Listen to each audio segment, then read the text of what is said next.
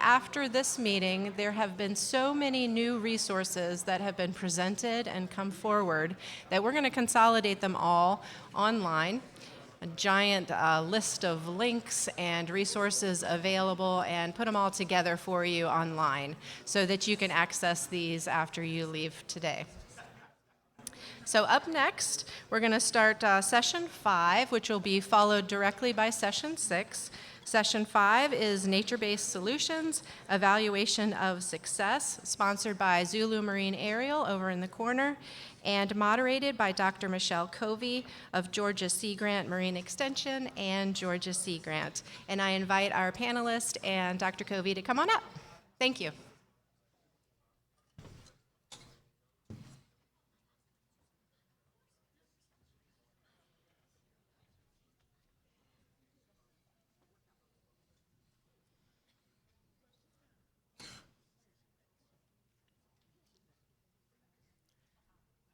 Good morning, everyone.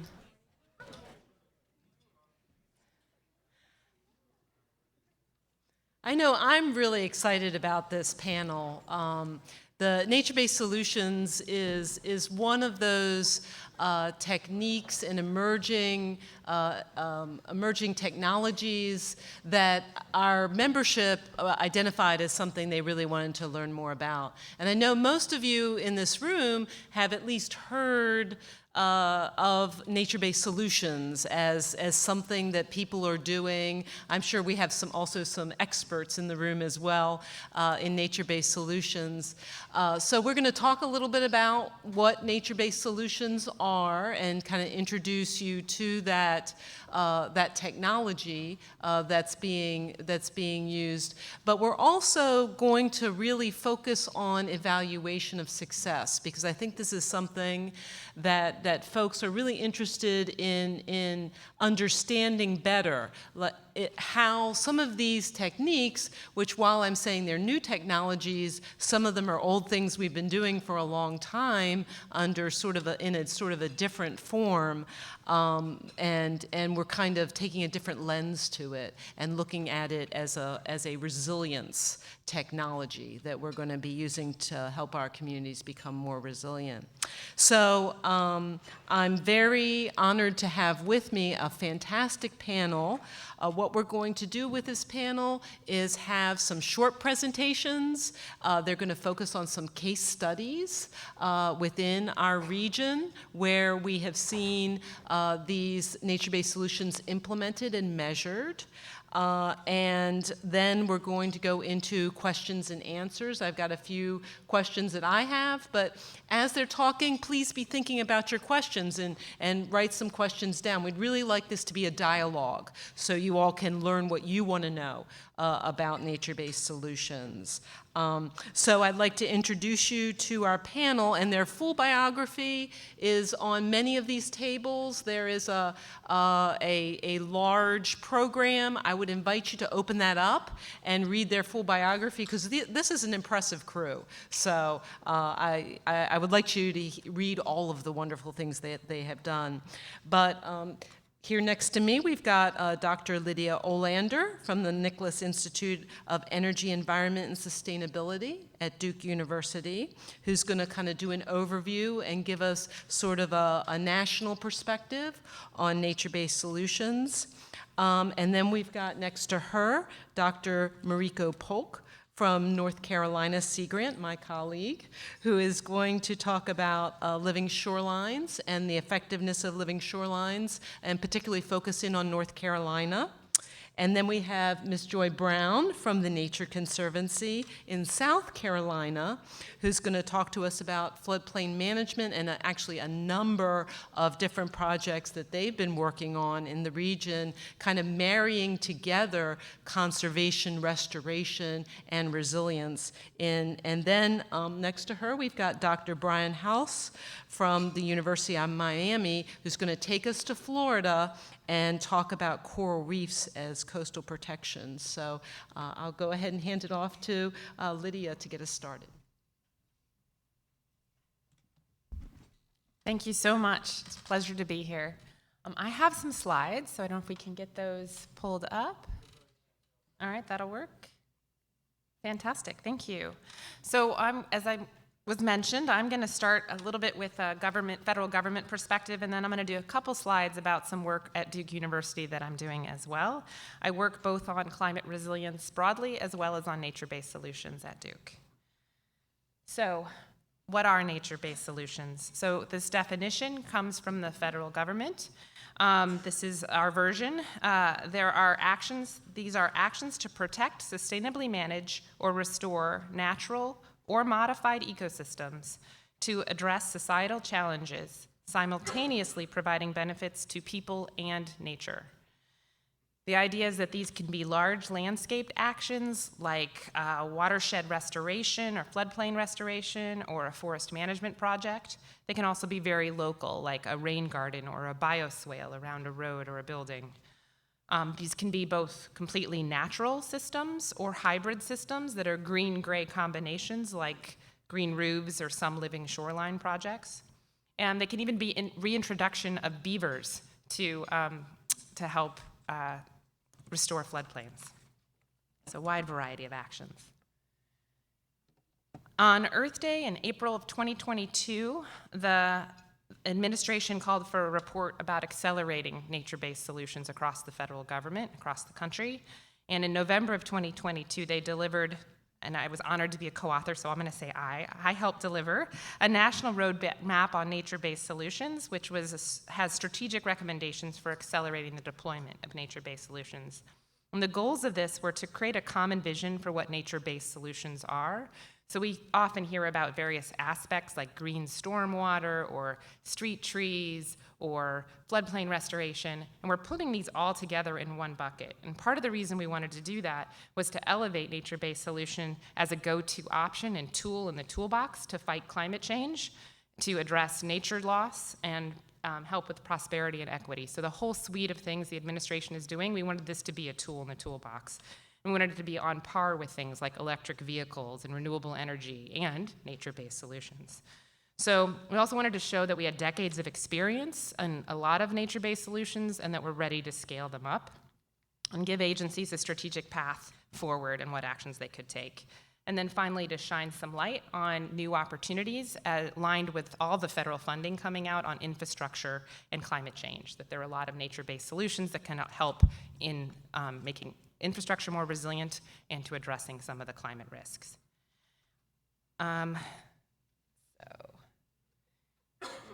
Make sure I'm on the right slide.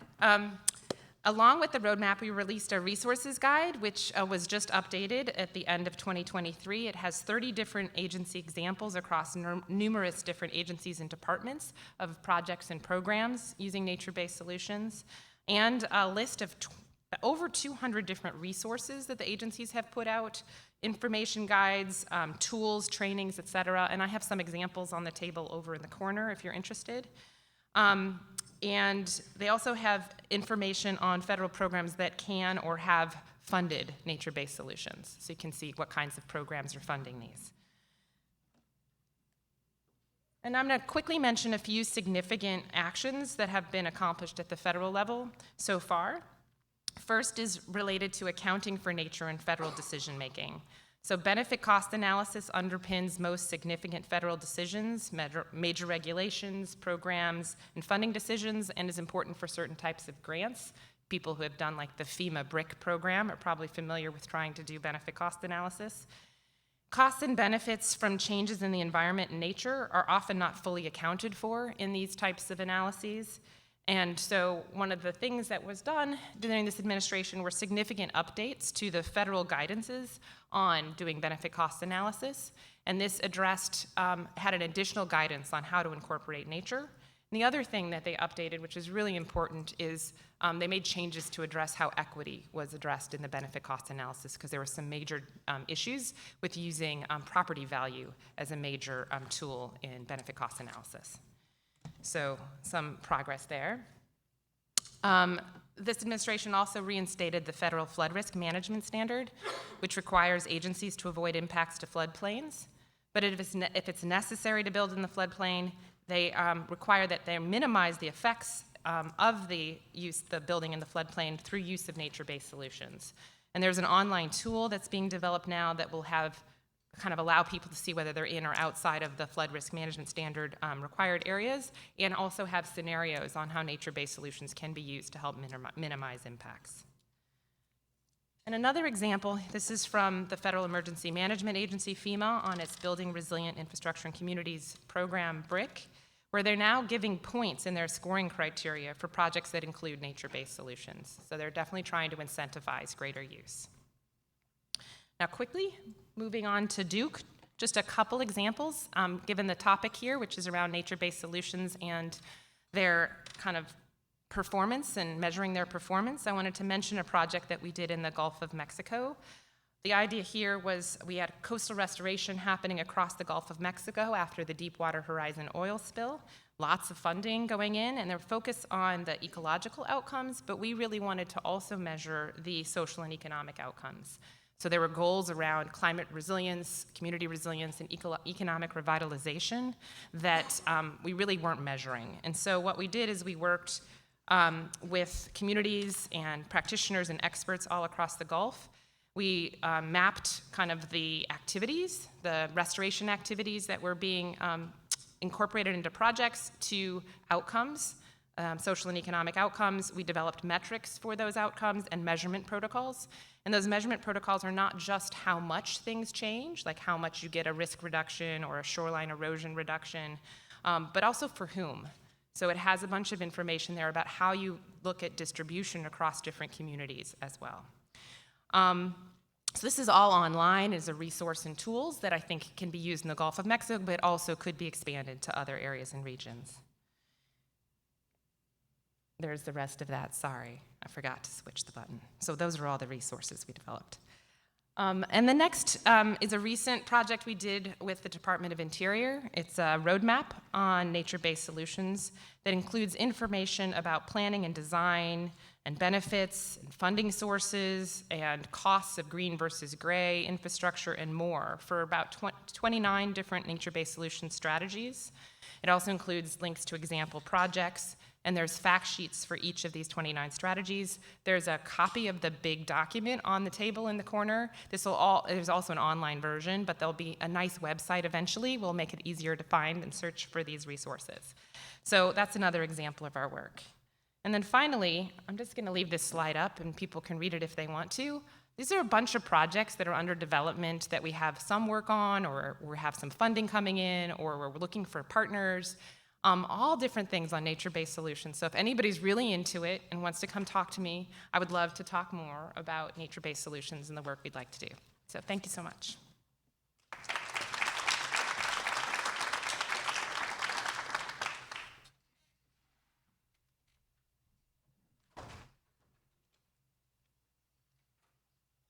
Very nice.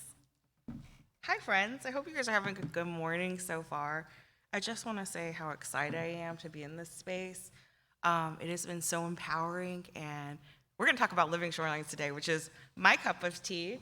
For those of you who don't know what a living shoreline is, it is a whole suite of options related to coastal protection and management.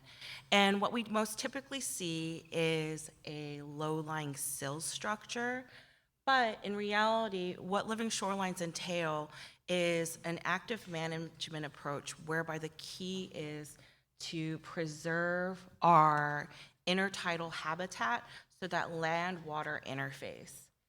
And oftentimes, the goals of installing a living shoreline is, of course, to reduce wave energy so we maintain that valuable intertidal space. And when we talk about intertidal space, we're talking about everything from salt marshes to mangrove forests down in our Florida region.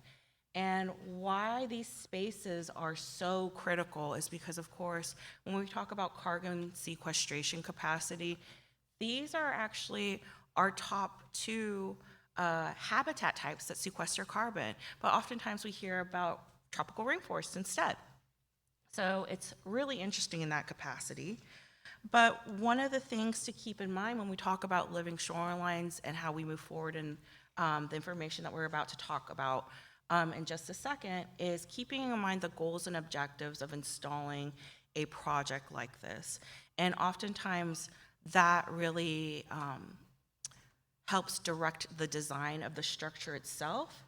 Ergo, you may have different outcomes associated with some of these benefits because you may be prioritizing certain aspects of installing a living shoreline project. Another thing that I want to keep in mind as we go through this conversation is the wide variety of products that are coming out under the umbrella of living shorelines. So traditionally, we've come to think about living shorelines as those first couple of slides where I showed we have these mesh net oyster bag cells or these hardened rock structures. But as we've progressed over the coming years, we have actually have a wide variety of products ranging from large cement structures, offshore wave breaks, and these dome structures that have been used both for artificial reefs, but also as a form of a breakwater. So some of the most interesting things that folks want to know about is the capacity for living shorelines to reduce wave energy, ergo reducing the amount of erosion we're seeing. And our studies have shown that you can get up to 60% reduction in wave energy at an individual site. And that's really on the high extreme end of capacity. More often than not, a lot of different other studies have shown a range of 10 to 30%, which is still really exciting. And to contextualize that in the bigger scape of where erosion comes from along when we talk about shoreline erosion, less than 10% actually comes from major storm events. So what that means is the ambient conditions of the site, so whether or not you're having boat wakes, for example, or just the general fetch and the dynamics of the system really influence how much erosion you're seeing at a site. But what that also means is that you're getting a reduction in erosion. And when we talk about erosion, there's both lateral, so from the waterfront to the landward side, but there's also an elevational loss in erosion as well. And that's really important when we talk about undermining of our marsh platforms and huge sloughs of marsh being transported out of the system, which means a loss of carbon in the end. So what we've actually found is that having these sill structures helps reduce that loss of erosion and in fact can help start to store sediment so you actually can potentially get accretion. And again, keeping in mind the goals and objectives of why you were installing a living shoreline to begin with and if that was a beneficial outcome. But in the end, the clear victory is that capacity to maintain that connection between water and land, that intertidal habitat. All right, so why that's so important is because living shorelines also have that habitat provisioning aspect. So they provide habitat, they create habitat complexity because you're installing a sill-based structure, and you have that multi-habitat connectivity. So what that means is our valuable estuarine fish species for both commercial and recreational fisheries are maintained and they have that capacity to move from space to space. Because in North Carolina, over 90% of our commercial and recreational fisheries utilize our estuarine habitat, and along our Atlantic shoreboard, that's around 70% of our commercial and recreational fisheries. So to give you context on the extreme value that these ecosystems have and why maintaining them and preserving them is so critical. So what that ends up meaning is that because we have all of these benefits associated with biodiversity and habitat presence, we have a greater benthic. So those are all the delicious critters that fish like to eat that live in the sediment. We have more invertebrates. Again, those are your shellfish, your crabs, your shrimp, your delicious food you're eating here in Savannah, your fish, and your shorebirds, of course. And not only that, but as we circle back to what we said in the beginning, there is that the carbon storage capacity and the value that that really entails when we talk about broader issues associated with climate change and sea level rise and the need to sequester carbon. So really cool, Mariko, why aren't people using this? So there's a long list of complex issues associated to how and why living shorelines are or are not being utilized. So some of the key things that studies have shown by my colleagues and I is that the perception of certain other types of shoreline management techniques, particularly bulkheads and sealaws, for example, are perceived by homeowners to be far more resilient, stronger, and sturdier to storm events. But in reality, science shows that during major storm events, they're more likely to fail because of overtopping of waves, creating faults within our structures. So another thing that actually influences the application of living shoreline approaches is your neighbor. So think about the keeping up with the Joneses aspect and who you go to as a homeowner for valued resources. And more often than not, you're going to your neighbor or you're going to their contractor, whoever they utilize to install their shoreline. Not only that, but it's basic knowledge of landowners themselves and marine contractors. So more often than not, what we're seeing is that if you are familiar with a product, of course, that's the product you're going to sell. Ergo, getting the knowledge and information out there on the most recent science and the most recent products associated with living shorelines has proven to be critical in this aspect. And then, of course, permitting hurdles. So if you've ever installed a living shoreline, depending on what state you're in, it can be an arduous process. Not only that, but if you're talking about large scale products or projects, 500 feet plus, that can be even a larger hurdle because that requires a national permit, and that's a whole process that could take up to 3 years, is the worst case scenario we've seen in North Carolina to date. And of course, there's this perception that living shorelines aren't appropriate with high energy environments. And our studies have shown that there's a far broader application to living shorelines. However, more often than not, you hear about them, only use them in low to moderate wave energy environments. And we're finding out that that's not necessarily true. So there's a far broader potential application to them. So some future thoughts I'd like to leave you guys with is that keeping in mind that living shorelines are fairly bespoke in the sense that you have to have a custom design and configuration. There's not necessarily a one-size-fits-all, and it really depends on the space that you're putting them in. Not only that, but they're not a magical cure-all. So why we believe that living shorelines are so imperative is because it gives us a little bit more capacity to adapt and to get better applications as far as creating resilient, sustainable communities. Not only that, but we know for a fact that over-hardening can be detrimental to our capacity to be more resilient by not only allowing us to move closer and putting us more at risk when we're talking about future development, but because we're not having that adaptation capacity as far as habitats, retreats, and those processes to adapt to climate change and sea level rise. And not only that, but we have so much as far as those different types of new products coming out, and it's getting a better understanding of how they'll perform and what to expect from those products as well. So with that, please come talk to me.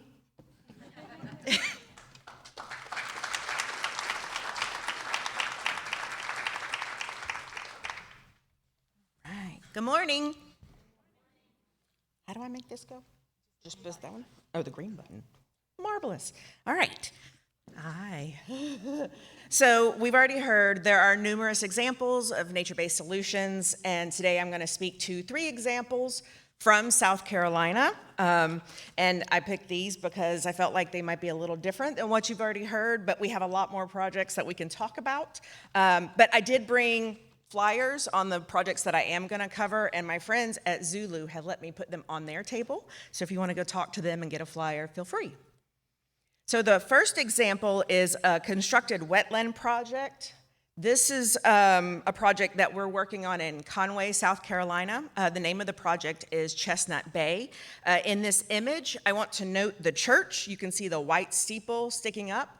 And the photo was taken after the flooding caused by Hurricane Florence, and that was in 2018. but this area has seen repetitive flooding, even outside of named storms, and as early as the 90s, after, what was that, Irene or something, Hurricane Irene?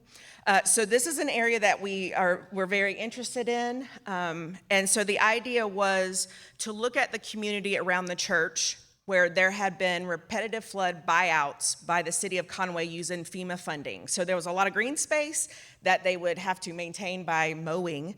And so there was an interest to think about a nature-based kind of stormwater project that could be sited in that neighborhood that would help contain that water during the floods. It's not going to completely stop the flooding that you would see from Hurricane Florence, but it could hold that water and help slowly drain it into our river systems, which are over inundated during these really significant storms.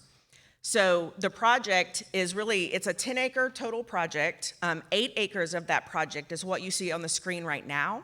It's a Carolina Bay-inspired kind of stormwater container project. There are community amenities, and it is the first fully nature-based solution that's been funded at a national scale, or even at a local scale, by FEMA's BRIC program that you heard mentioned earlier in South Carolina. So you do get points for having nature-based solutions, but this one is a wholly nature-based solution project. There's another piece of this, so it connects, in that 10 acres, it connects to that Carolina Bay piece.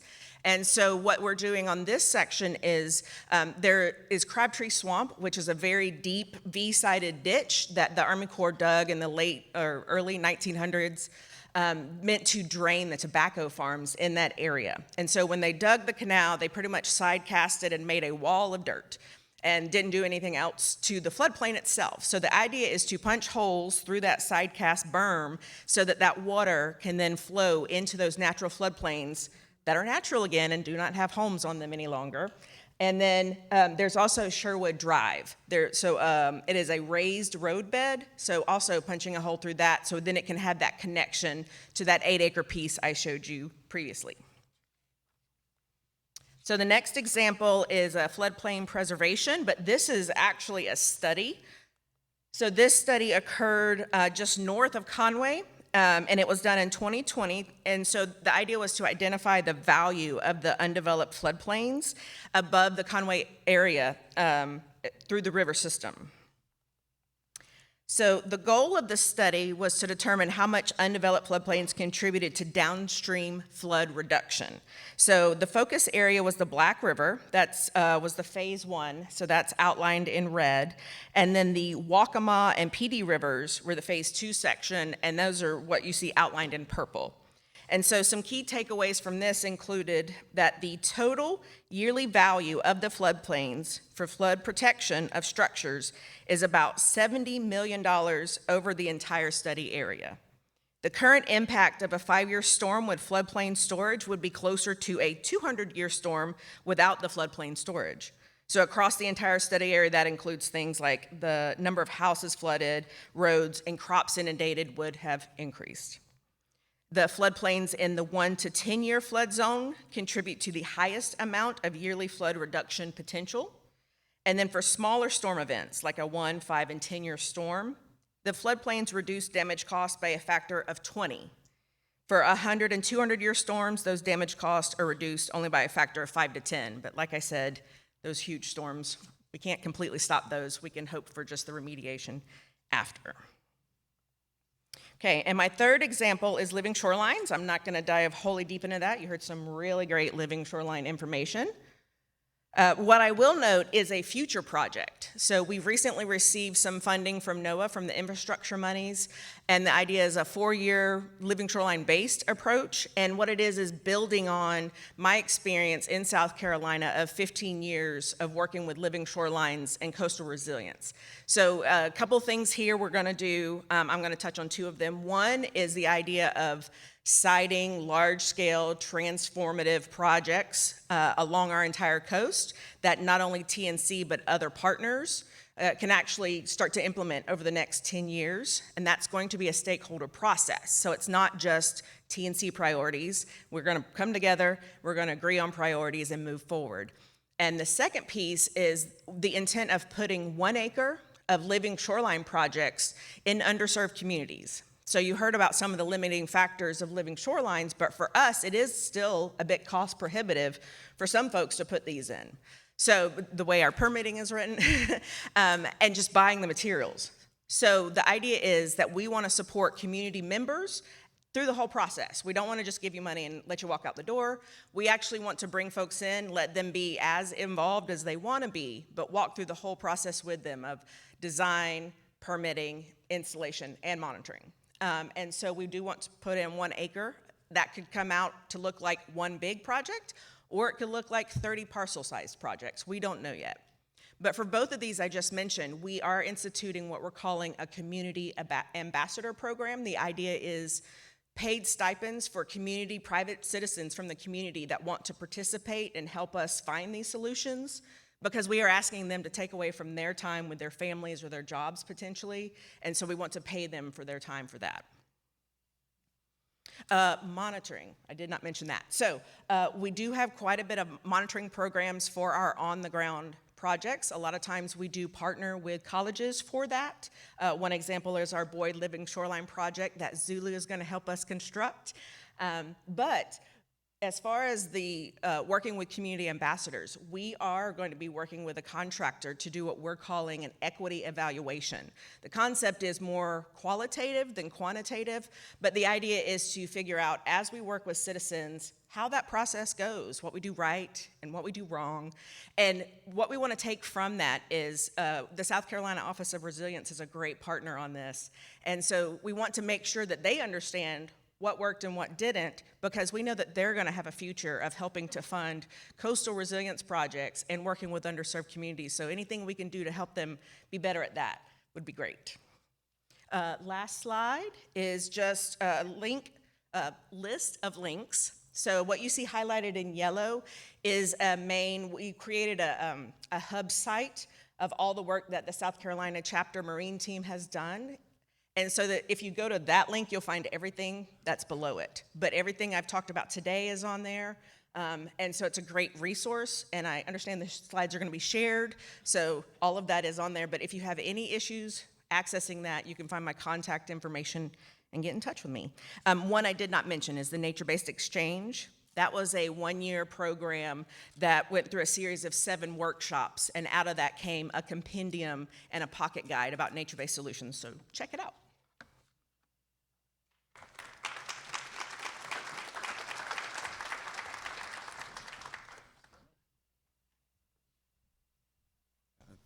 Thank you for the organizers for having me here. I appreciate that. It's been a very interesting meeting, and I've enjoyed hearing all of your the work you have going on. Today, I'm going to talk about a project, a couple of projects together. There's 2 different things that were done here, but it all led towards this refence program, which the DARPA, the Defense Advanced Research Projects Agency, a part of DoD, has funded to try to establish to advance the science and engineering of building hybrid, artificial, and natural reefs for the purpose of coastal resilience. And the goal of their narrow goal is to protect DoD assets around the world in places like Guam and Hawaii and places that are for the case of the coral reef part.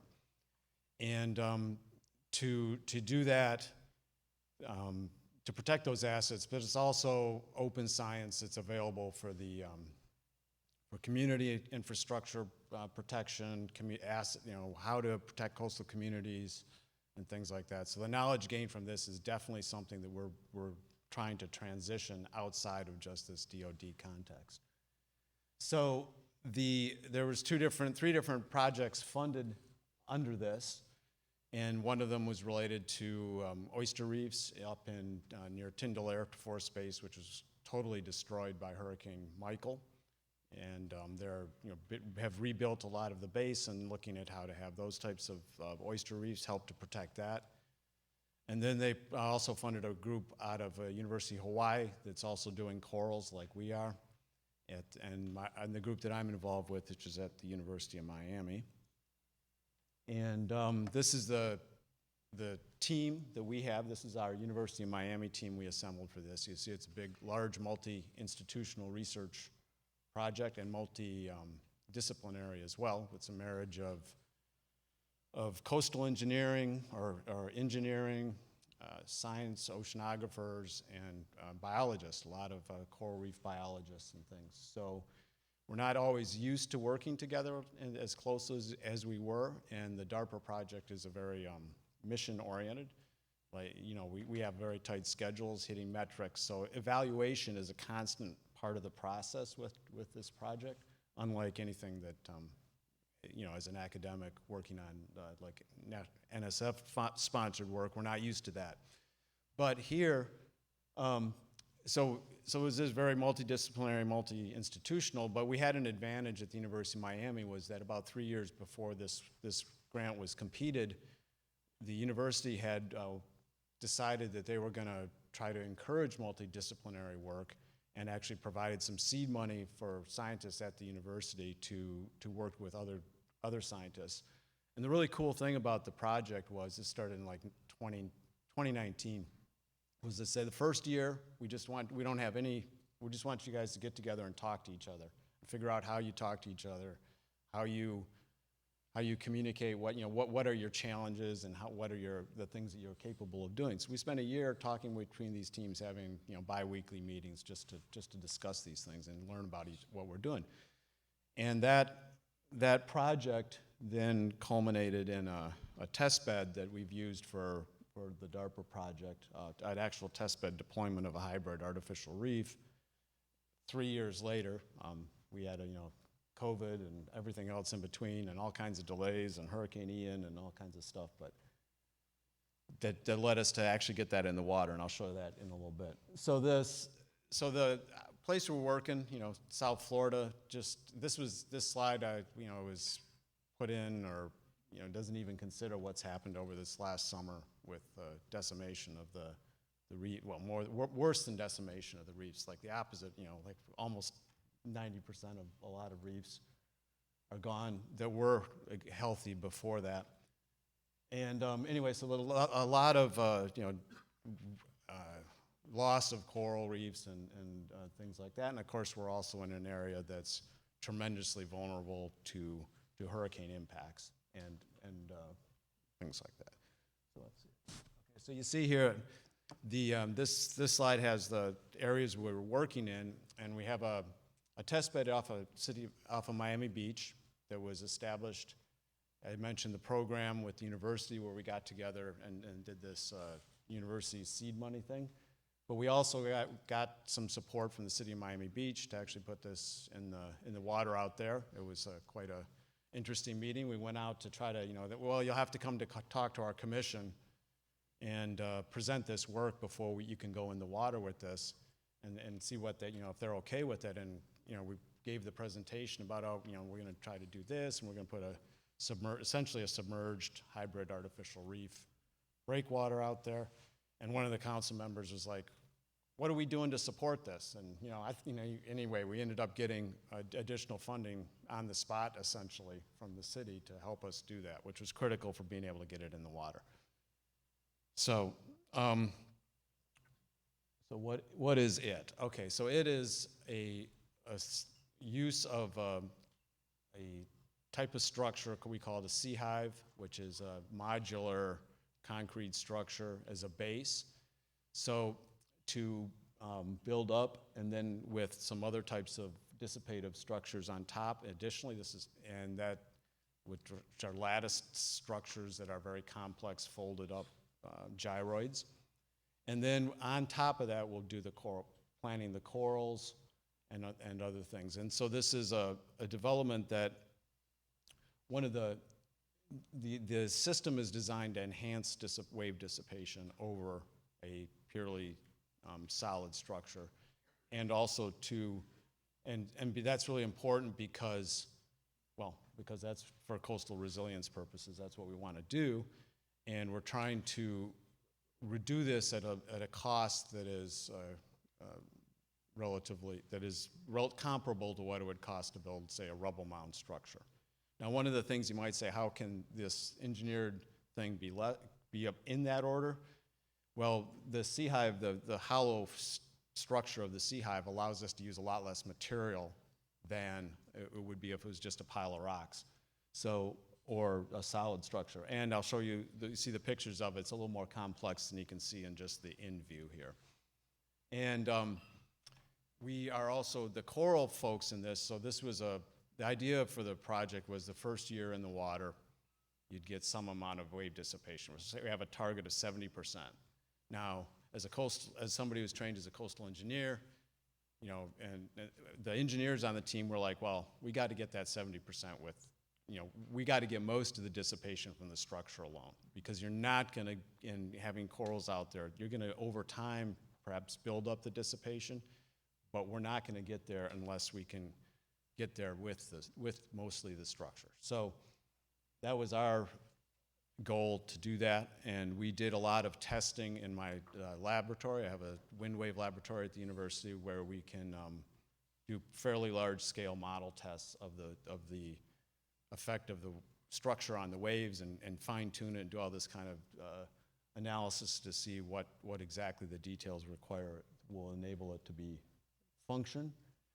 At the same time that the biologists are trying to figure out how they can increase the thermal tolerance of the corals that they're putting out there for long term. And it was shocking to them what happened this summer with the warm water temperatures in South Florida. They had given, DARPA had said, well, we want you to have corals that are resilient to increases in water temperature by like 4 degrees C. And that was like, we thought, well, the coral biologists like, well, that's a really ambitious goal. I don't know, we'll never be able to get there and all that. And you know, why, that's a pretty aggressive goal, right? And then last summer we saw some of those temperatures like that in South Florida, particularly down in the Keys. So it was like, wow, you know, they set the goal where we actually experienced last year. And not to say we have the corals that are resilient to that temperature increase yet, but we're working towards that. Okay. And this is the structure in the water, the test bed structure that we put out in 2023, last year in June. Now, as I mentioned, it got delayed quite a bit because first of COVID, and then after that, when we went to go out, Hurricane Ian hit, which didn't directly impact us too badly, but it was that every barge in South Florida was over on the West Coast, and they didn't want to come and do this little project of putting this in the water for anything other than a king's ransom. So it took a while to get it done, but and you'll notice it looks like, well, if you see how deep it is there, you're like, well, how is that going to work on breaking any waves? And the answer is it isn't. This is the solution we were able to get in the water for permitting. We had to be under 6 feet below the mean low water. So a lot of this is managing expectations to like people like City of Miami Beach are saying, well, this is a test bed. It's not going to do anything to break waves significantly. You're not going to get a lot of wave dissipation over this, so don't expect it. So why did we do it? Well, it's all the rest of the whole business, right? Well, one reason is to go through that process of getting the permits, because once you have something in the water, then you can point to that as something that's done for the permitting agencies. And then all the issues with growing coral in an area that has, historically Miami Beach had coral, but it's been, it's gone now. And we're putting this, and we want to be able to put the structure where we can optimize benefits, not have to look for some kind of hard bottom that's not in a good spot to do that.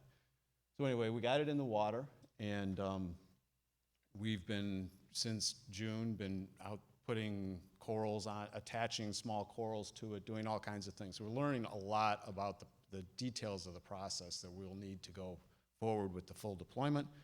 And also, as a part of that, there is the USGS group that does wave measurements for coral reef type work. Kurt Sterlassi's group has put in ADCPs into the structure and wave monitoring devices around it to get information on what it does to the waves, the turbulent flows around these devices. And you see the reason for the holes in there. There's several reasons. Like I said, it's hollow to reduce materials. That provides, of course, ways for animals to get in and do their thing. And it also actually increases the dissipation and lowers the material cost further to have those holes on the side. So the way those interact with the flow, it is actually a benefit for reducing wave energy as well.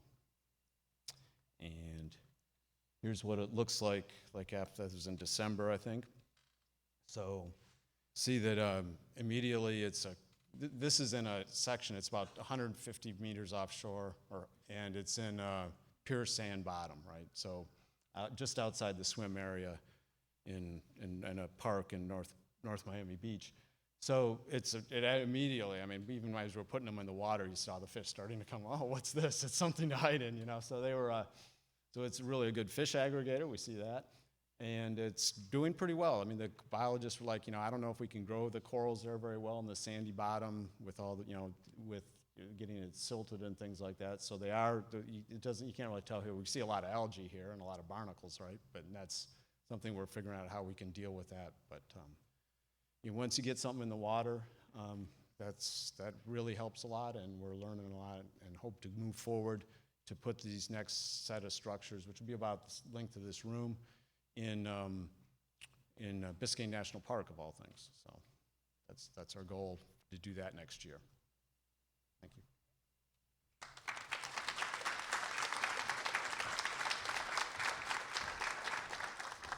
Well, great. We have some time now for questions and some panel discussion. And so I think we have some microphones out in the audience. Well, I'll start with a question, and then as we get set up, maybe raise your hand and we can get to you with a microphone. So Mariko kind of talked a little bit about this, but I wonder if the other folks would be willing to kind of give their opinion to the question. In your experience, what do you think is the most significant challenge to the implementation of nature-based solutions? I mean, we've heard about all of the great benefits, but what is it going to take to actually get these things implemented? Who wants to start? Okay, yeah, let's start with Lydia. So I can't pick one, so unfortunately. I think because it's such a diverse set of types of projects and tools and actions, I think it's variable across them in terms of which is the biggest challenge. But I think there are, some of them are easier to do than others. But I think that, permitting can be a challenge for some of them. I think for others, there's challenges where there's some uncertainty that the engineers are uncomfortable with, and they feel like there's not enough risk reduction information, and so that can be a challenge for some that are more kind of built structures, like some of the risk reduction structures. So those are two we hear about. I think financing has been a challenge in the past. Like, how do we fund these? What are the places we go for funding? I think that's changing. I think there's a lot more options and opportunities for funding, but I think we also need to get new kind of financing from the private sector. So I just think of solar panels as a great example, right? We figured out how to fund solar panels over the last decade, and I think we're in that same space on nature-based solutions where we need some of those new financing models to help communities build these that'll move forward. So those are three areas that I think are challenging.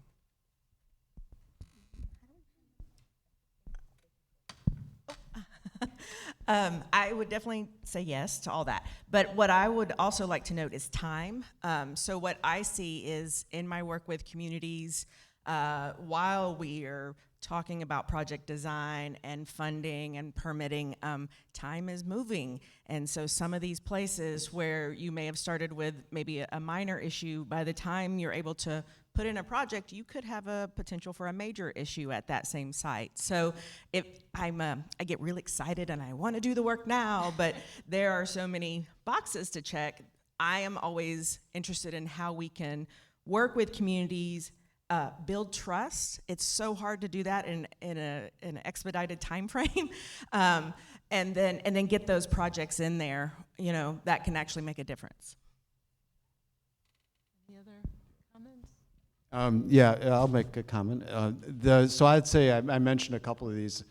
There's sort of a conflict between the way we've permitted a lot of projects in the past, like a submerged breakwater, we would have to demonstrate that they're, by the current waves that are permitted, they're not having any impact on the shoreline, right? Well, if you're going to have something that's there to protect the coast, provide wave dissipation benefits and coastal resilience, you're going to have something there that will impact the shoreline.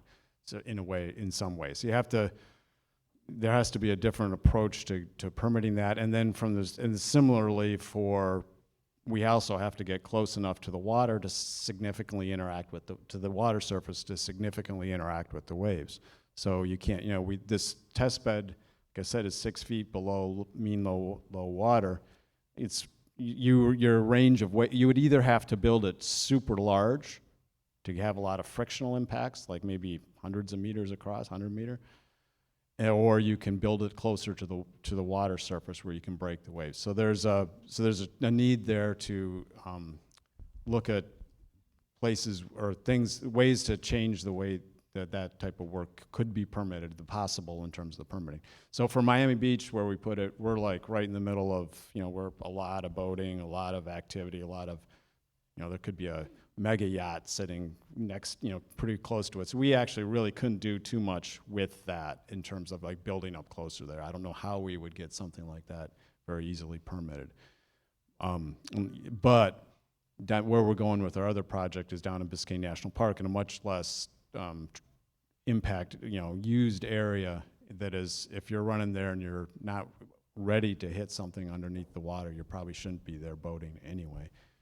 But, so it's different. So that permitting aspect there, and then the other one was expectations, is managing expectations of, and not trying to oversell stuff so that you don't, like with, again, Miami Beach, we want to be sure they understood that if they went out there, they were not going to have a big noticeable impact with the structure that was there. And I think that's really important as well.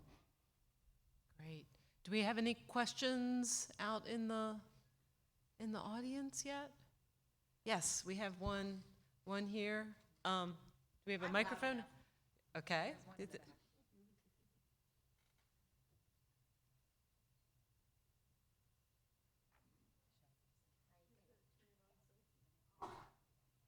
Hi, thank you all. This is for you, Dr. Olander. I'm really impressed with the resources that you've created, and they seem like fabulous resources. But my question to you is, how do you, the Nicholas Institute, can help community groups, nonprofit groups, working with their governments? How can you help, other than us walking in with a resource to our government and trying to have that conversation? How can you help continue those conversations or make an impact?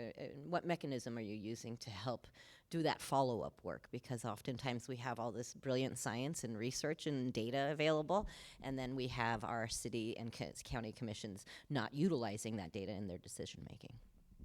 Yeah, it's a great point. And so one of the things I was doing when I was at the federal government was there's a bunch of these community networks that have been set up across the federal government. So there's the Rural Partners Network that USDA has set up. EPA has the Thriving Communities Network, and FEMA has one of these. And so what I've been trying to do is I started a kind of cross-federal agency group on nature-based solutions, and I'm hoping that we can get them to utilize those programs that they have and start integrating nature-based solutions into the various kind of community conversations and networks and liaisons they have. So I'm hoping that the federal government will continue the work that I started and make that happen.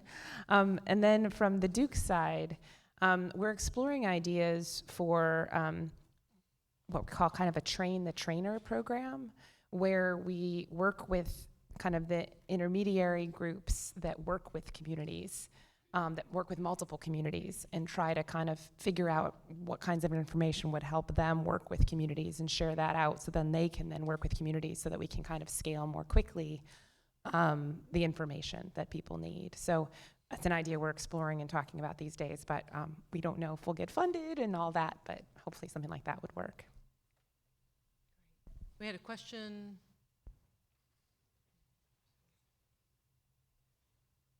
And we'll get back. All right. Hey, there we go. Holly Jansen Schmidt with Jacobs, and we are affiliated with the Engineering with Nature program and also Refence in many of our projects. And you talked about the challenge of permitting, and Brian, you delved into it a little bit, but I would love to hear that next level of detail. So we have several projects that are in the conceptual phase, and we know permitting is an issue. We've got some in the Carolinas, some in Florida, we're over at Tyndall. But how do you get in front of that, right? And a lot of our projects are pilots, so we're doing a pilot first, which seems to skirt under some of those permitting requirements because of the size. But the intent is to monitor it, see how effective it is, adjust, and then scale it up. And so our approach so far has been, who are those permitting entities and can we get them to the table early on? But in some cases, nothing like that has ever been permitted either in that state or in that area. So we're trying to figure out, since you have some in the ground and you have that experience, please share those tips a little more in detail so that I can take that knowledge back and really get that time factor, that long pole shortened, or at least not have it be such a delay. Okay, I can start, but I have less on-the-ground experience with this than some of the others, but Duke is an Engineering with Nature partner as well, so go Engineer with Nature. And great to hear that you're doing those pilots. It's always great to have people doing new, exciting examples. My feeling about the permitting issue is that first of all, it's really variable, depends on where you are, because a lot of it's state and local permitting conflicting with federal permitting that causes some of the problems. And so it's really variable in the type of project you're doing. The other thing that I've heard and seen is that some regions have started developing regional permitting teams for this very purpose, to bring together the various different state, local, and federal partners that are involved in permitting so that they can early on work with projects so that they can see the full suite of permitting they need to go to and try to figure out how to kind of integrate and streamline that process so you don't run into those, like, we did this for them that way, but these guys need it differently, and it makes it really complicated. And so I think that's one of the things that I've seen in a number of regions where they're trying to do that, and I think that's been helpful. It's a good start, but I think there's also changes that need to happen to permitting. So more general permits through the Army Corps, for example. Probably just changes like you were just saying, like, you're gonna have to have an impact on the shoreline if you wanna reduce impacts to the shoreline, right? Like there's some fundamental changes in the way permitting is done that are gonna need to happen as well. So some of those are longer term, but I'm hoping that people starting to identify what those things are that need to change in these permits will really start to move the needle. Because I think one of the biggest problems I hear is permitting's a problem. And you're like, which permit? For what kinds of activity? Where? And you still need those details to get to the next level. And so one of the groups I just want to point out, I don't know if people know EPIC, the Environmental Policy Innovation Center, I think it's called. And they've got a new dashboard. They're putting together a whole bunch of information on permitting and permitting challenges, and we're trying to work with them to kind of expand that and do more case studies on permitting solutions. So, but they've got some good starts there. Sure. So there's two levels of this, of course. There's the state level, and each state is very nuanced in how they're deciding to handle. For example, in North Carolina, we've had a consistent historic issue whereby it was far easier to get a permit for a bulkhead, for example. And we've since moved to a phase where now it's almost asterisk equally as easy to get a permit for a small scale living shoreline. However, it's the larger scale projects that queue in the national permits that you funnel through Army Corps of Engineers, and that's fairly consistent throughout our region. The complexity related to the national permitting is once you get into that system, there's a process whereby 13 other federal agencies have to check mark off and validate your application, and that process alone can be harrowing because it just takes one agency within that list to say, you need to go back and tweak this, and then you kind of have to start from the beginning all over again. And that's one of the issues that we've experienced with some of our larger scale processes in North Carolina and getting a permit. And the interesting thing is it was with partnership with some of our DODS facilities, Department of Defense facilities. So it can be a thing, and that was one of the examples that we had where it ended up taking 3 years to get that approved because it got stuck at one of the federal agencies that was supposed to approve it. I don't know the answer to how to get it more streamlined, but I know there's conversations happening at the federal level about how to improve it because it's been such a consistent issue throughout our region. I will say that one other thing is there were funds in a federal budget for a number of agencies to increase their permitting staff, which has been one of the barriers. I'm not sure it's going to help with all of them, but they haven't had enough capacity to actually get through the permitting process on the federal side. We did have a question in the back there.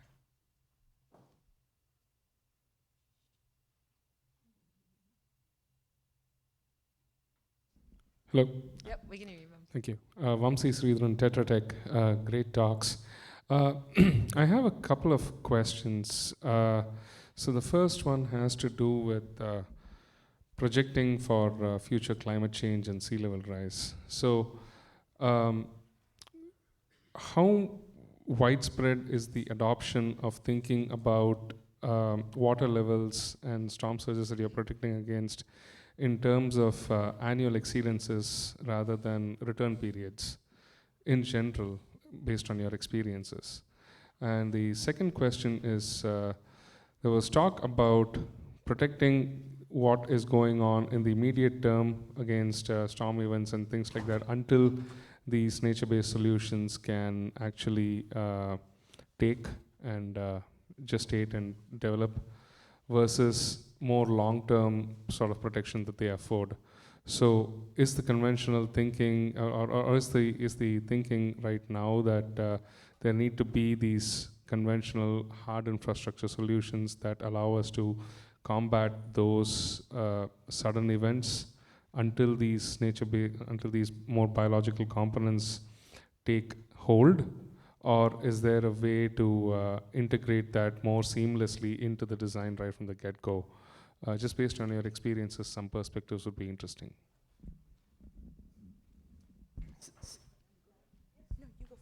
Oh, I was just going to respond to the sea level rise comment. So in the work that I mentioned, this NOAA work and the planning for these larger projects, working Jacobs is actually going to be helping us as a project manager, and Weston and Sampson. And so when we were trying to develop our planning horizons, we were already looking at what other folks were doing.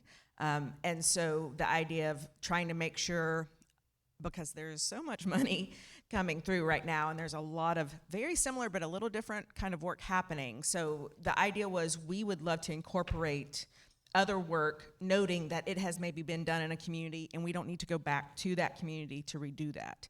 So when we started looking at that and thinking of our planning horizons, we wanted to see what others were using, and we were thinking about, I believe it's the median scenario for the sea level rise for 2050 from NOAA. But we were also looking at some of these big studies like Manomet is doing with the Army Corps of Engineers, and they were using the same planning horizon. So, it was trying to develop something that we felt comfortable with, but also wanting to make sure there was potential to include other projects that were coming out of some of this other work, to note this was also something that was at the same planning horizon. Yeah, I would just say that I think that's one of the advantages of the approach. I mean, it was that you do get some immediate benefits of doing the kind of thing we were doing there, and the biological benefits. The coral stuff is still it'll require a lot of curating and paying attention to that. So over time, hopefully those will take up and do some extra work there for that purpose.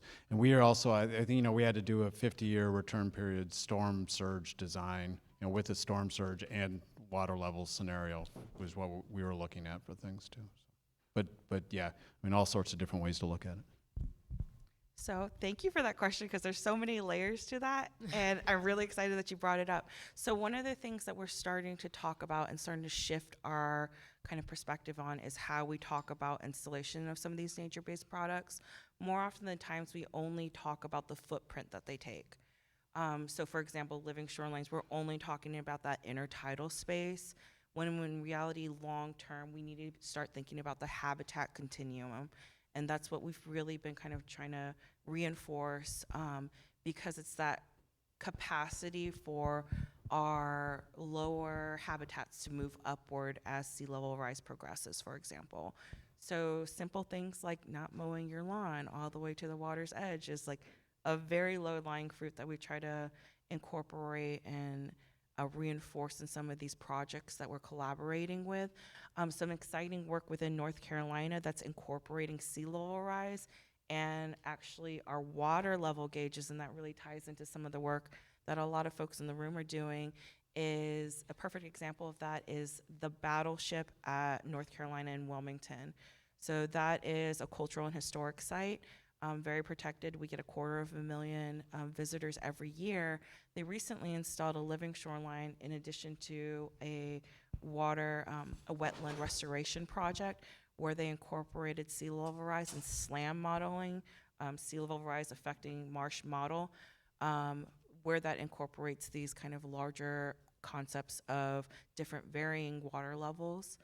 So we're seeing that happen in certain projects, and that's really exciting, and I think that's the direction that we're moving to. At the regulatory framework, some of the hurdles that we're talking about most recently, even a couple of months ago, is we're having these discussions related to how do we incorporate that, and it seems within at least the scope of North Carolina, there's a little bit of hesitancy and almost hands being tied related to at what level is it appropriate to integrate future projections when we're having such a difficult time just with the current scape and getting that kind of those projects approved as is.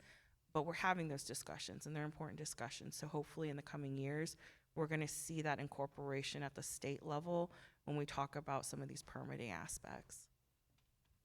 Great, great. Well, thank you so much. I just want to, we've run out of time. I know there's so much more to talk about, but this has been a fabulous panel, and I'm sure these guys are going to be around for a while, so if you have any questions during one of the breaks, I think they would love to answer your questions.